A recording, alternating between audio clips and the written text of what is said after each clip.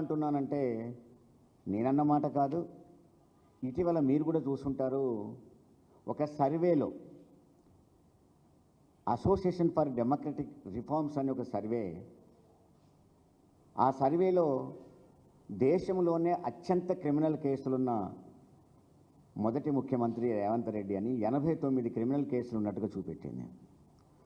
రెండో అతను గురువు చంద్రబాబు నాయుడు 49 క్రిమినల్ కేసులతో రెండో స్థానం అని చూపించింది. మరి 89 క్రిమినల్ కేసులున్న ఒక వ్యక్తి చేతిలో రాజ్యం ఉంటే అది ఏ స్థితిలో ఉంటుంది అంటే మన తెలంగాణని ఒక ఉదాహరణగా చూపెట్టవచ్చు. ఎంత ఘోరంగా తయారైంది. భర్తను చంపి భార్య ఉడకబెడుతుంది, భార్యను చంపి భర్త కాల్చేస్తూ ఉన్నాడు, తండ్రిని కొడుకు చంపుతున్నాడు, కొడుకు తండ్రిని చంపుతూ ఉన్నాడు. ఓ పెద్ద క్రిమినల్, విపరీతమైన క్రిమినల్ రేటు పెరిగిపోతూ ఉంది రాష్ట్రంలో. స్వయంగా ప్రభుత్వమే ఎంత ఘోరంగా నిర్ణయాలు తీసుకుంటుందో, అణిచివేస్తుందో, క్రిమినల్ లక్షణాలతో పాలన చేస్తూ ఉందో మీరు చూశారు. ఒక్కొక్కరిని కనుక మనం తీసుకుంటే, మనం విద్యార్థులను తీసుకున్నాం అనుకోండి.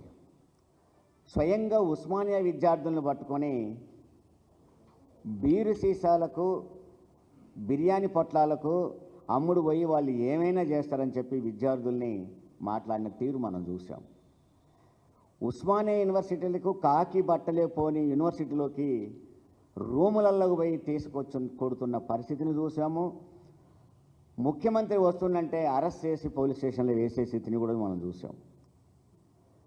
తెలంగాణ పోరాటాన్ని ఒక రైట్గా ప్రజలు తీసుకుంటే ఎమర్జెన్సీని ఒక దౌర్భాగ్య పాలనగా తీసుకుంటారు. తిరిగి ఆ పాలనని మనకి ఇక్కడ చూపెడతా ఉన్నాడు ఇలా విద్యార్థుల విషయంలో. చదువు గురించి తెలియదు కానీ ఆయన విద్యాశాఖ మంత్రి.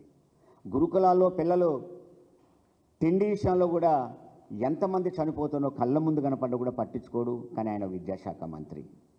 క్రిమినల్ రేటు పెరుగుతూ ఉంటే దీని గురించి సమీక్ష చేయడు కానీ ఆయన హోంశాఖ మంత్రి. వీటన్నిటి మీద మళ్ళీ ఆయన ఒక ముఖ్యమంత్రి. ఇలాంటివన్నీ కనుక చూస్తే, ఇక రైతుల విషయం చూస్తే మనం చూసాం. లగచర్ల రైతుల మీద ఎంత దమనకాండ కొనసాగిందో కూడా మనం చూసాము. ఇవాళ యూరియా విషయంలో ఎంత ఘోరంగా అణచివేస్తుందో చూసాం. రైతులు పడుతున్న బాధలు, ఆయన ఇందిరమ్మ రాజ్యం అంటే నాకు ఆ మధ్య అర్థమయ్యేది కాదు.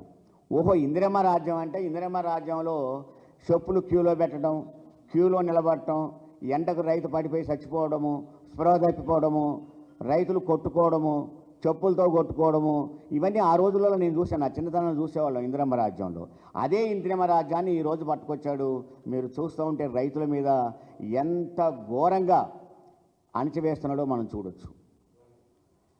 రైతులు ఇలా చూస్తే అండి, రాత్రిపూటనే పోయి అక్కడ నిద్రపోతూ ఉన్నారు. రైతులు మనం చూసినట్లయితే ఎందుకు ఓటేసాను రా అని తన చెప్పుతో తనే కొట్టుకుంటూ ఉన్నాడు. రైతుల మీద పోలీసుల దాడితో తలకాయలు పగిలిపోతూ ఉన్నాయి. ఒక్క యూరియా బస్తా కోసం 2 రోజులు పడగాపులు పడుతూ ఉన్నారు.